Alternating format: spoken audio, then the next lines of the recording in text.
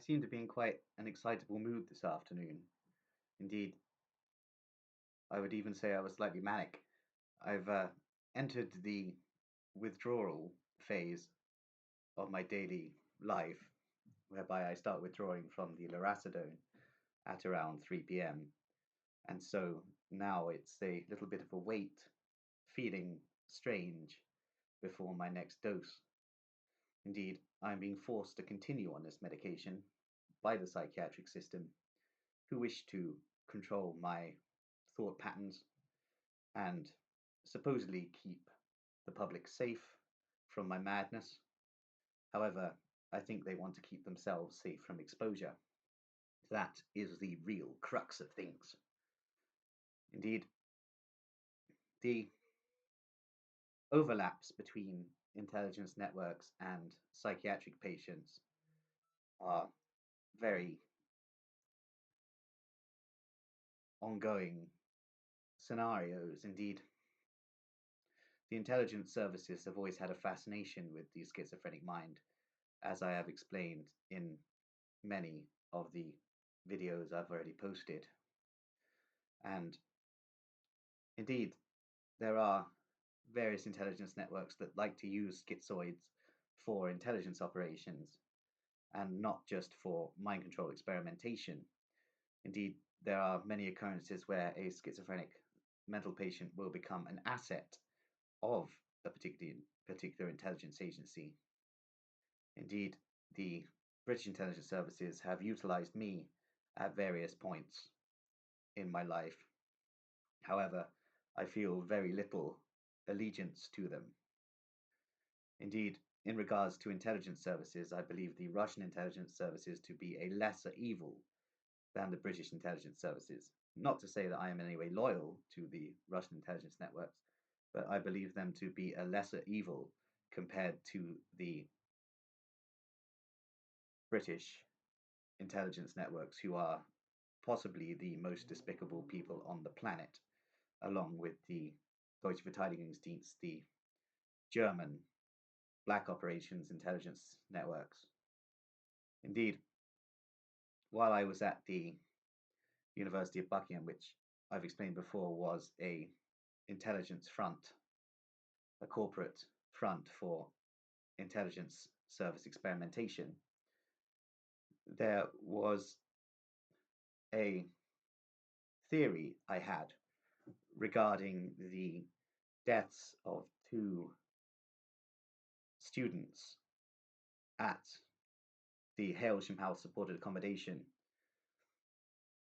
on the University of Buckingham site close to the Grenville Lodge, Masonic Lodge.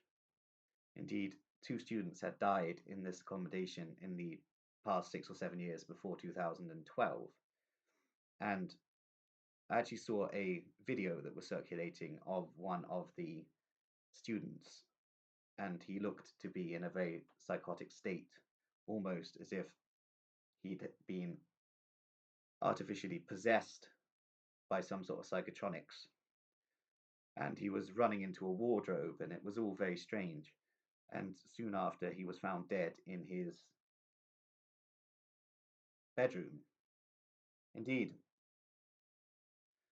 there were also these two cats at Hailsham House, halls of residence, whom I refer to as the schizophrenic cats on Thorazine, because they looked and behaved as if they were severely mentally unwell but had been dosed with one of the old antipsychotic medications, such as Thorazine, whereby they'd become vacant, but you could tell there were a lot of thoughts running around in their heads, and these cats were fed by the housekeepers at Hailsham House. And by this point, I was no longer living in Hailsham House. I was living in a house in the town, but I would often spend time at Hailsham House. And I became convinced that these two schizophrenic cats on Thorazine were actually the souls of the two dead students who had found out the truth about the intelligence connections of the University of Buckingham and the operations of the Masons at Grenville Lodge number 1787, and had been sacrificed by the Masons and the intelligence operatives. These Masons were all intelligence operatives. They had been sacrificed, and then their souls were transplanted into these two cats. And I am still convinced of this to this day.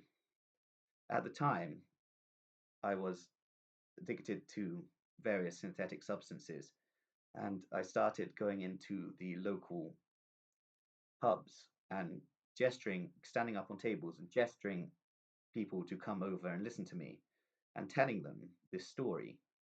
Some of my friends from the university found out what I was doing and became rather worried and said, if you carry on doing that, the hospital will find a way to get you sectioned.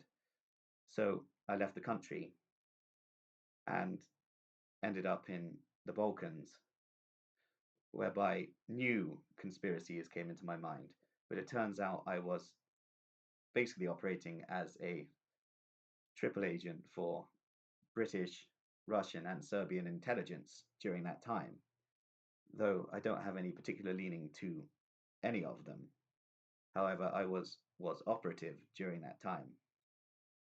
However, I was under a certain amount of programming, thereby I wasn't fully of the knowledge that I was an operative.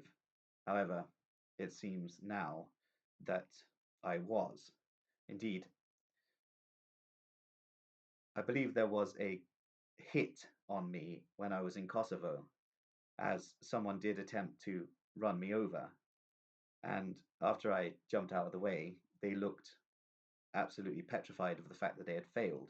What was interesting is that this guy didn't look like an Albanian, which are the majority population in Pristina. This guy looked British, which would make sense considering the ULEX K4 and NATO bases there and the British interests in collaboration with the Albanian mafiosi and what had gone on at Grenville Lodge and also my operations for Serbian and Russian intelligence. Therefore, it would make sense that British intelligence would want to take me out. Though I don't think I was actually in possession of any particularly incredible intelligence product. Thereby, I think they were probably more worried about me blowing open the fact that Kosovo is a British intelligence operation disguised as an independent state. And I've been distracted for a long time, so I've never had the chance to fully talk about all of this. But yes, this guy did not look Albanian, he looked British. And I believe he is of the code name, or it's his real name, Anthony Michaels, as I have come across this guy in a database which I shall not share the details of. And yes, so after returning from the Balkans, I was placed in the Gladio 2 program under a certain amount of mind control programming and was basically operating as a far right agent provocateur. And I now completely disavow a lot of the theories I had at the time. Indeed, I believe the Frankists are not the controlling factor. They are guided by British and German intelligence and are basically not in control of their own agenda. And they do not rule the world as such is touted by many conspiracy theorists of both far right, far left, and various other ideologies. Indeed, I'm also not convinced that there is a repopulation by a different ethnic majority in the British Isles. This is all just being built up for a dialectic, which I have explained in previous videos. Indeed, the sinister underworld of spies and madmen is an interesting place to inhabit, as I've met some very interesting people of various different intelligence networks over the years. Some I've been aware of that they are intelligence operatives, others I have not. Indeed, it seems people do keep tabs on me, though why there was a hit on me in Kosovo, I'm not entirely sure. Maybe I'd gone past the point of something and a network wanted me dead, most probably British intelligence. Indeed, I do believe now that British intelligence are going to patsy me, basically, so that they can kickstart this hybrid civil war. It seems that it's possible that the beginning of these events could come down to something to do with me.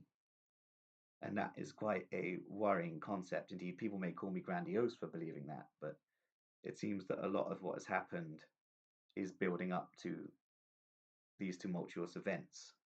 However, I'm going to keep vigilant and try and avoid becoming a patsy.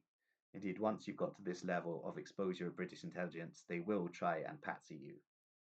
Indeed, they will silence you first, but if you don't shut up, they will set you up in some way and turn you into a patsy. Indeed, I do not know what form this is going to take, but my activities in the Gladio 2 program would probably have something to do with that. They will use that angle, the Gladio 2 angle, and create some sort of false flag event, which will be blamed on me. Thereby, the hybrid civil war in the United Kingdom could be kick-started by the intelligence services, which basically want the population at each other's throats so that they can establish their technocratic order. Indeed, this is all a rather scary concept, and I'm not entirely sure what to do. So I'm going to keep studying these networks, especially the Anglo-German intelligence networks and the Masonic orders, the Rosicrucian orders, and the various secret societies that lead into the intelligence networks of the British Secret Intelligence Service and the Deutsche Verteidigungsdienst especially, and how they have controlling percentages in such networks as the Russian intelligence. Though, as I have stated, I believe that Russian intelligence, when compared to British intelligence, is the lesser of the two evils. My theory on Russia is that the infrastructure can't withhold the pressure being put on it by not only NATO but also the Chinese in the East, and thereby the Western percentages of the Russian Federation will descend into a balkanized conflict with factions of intelligence agencies running things, but the Russian intelligence services have fierce rivalries, so they will all be fighting each other. The mafia will take advantage of the situation so they can simply make profit, and various local warlords will arise. Indeed, there will be much conflict between the different ethnic groups of the Russian Federation, which is the way that the NATO ruling powers, i.e., Anglo-German intelligence, like to run things, the divide and conquer mechanisms, which have served the British and German intelligence networks so well for so long. Indeed, there is factional rivalry within British and German intelligence, with both seeking dominance, but generally their aims seem to be unified. And as we are approaching this final conflagration, I have to be very careful because I believe I'm going to be built up to be some sort of patsy. And the conflict in the Middle East is basically fueling the dialectic within the United Kingdom. As I've explained in the previous video, what's going on in the Middle East. People are taking sides on those issues and thereby getting ready to tear each other apart on Britain's streets. And this is all being run by intelligence factions, with many agent provocateurs. Indeed, Tommy Robinson, though not an intelligence operative himself, is from an elite family, especially the Yaxley bloodline, I believe, and he is a stooge for the intelligence services, and he is pushing a certain agenda to build up this dialectical process whereby a hybrid civil war in the United Kingdom can be achieved. Indeed, Russian intelligence are probably observing much of what is going on in Britain and have probably come to the same conclusion. And to attempt to maintain some sort of security within their own nation will probably be backing a certain faction within the British government that could cause them to have a centralized system for a little bit longer. But as I've stated, the Russian intelligence services are very factional and are fighting each other just as much as they are fighting the NATO intelligence services. But the whole conflict is hybrid anyway, and all of the sides are penetrated by each other. So it all makes for a very interesting theme indeed. The schizophrenic population of the United Kingdom is going to play a very interesting part in this conflict, as we shall probably see a lot of schizophrenic guys who have figured out the system talking very loudly about it in the street, and they will probably be come under a lot of scrutiny from the general public, who are in Britain a very dumb bunch. Indeed, when I went for Wiltshire Police, I was basically ganged up upon by the whole town that I was living in. And yeah, so this shows what kind of control the state and through intelligence has on the population, which is a rather scary thought. Indeed, I'm going to leave it there.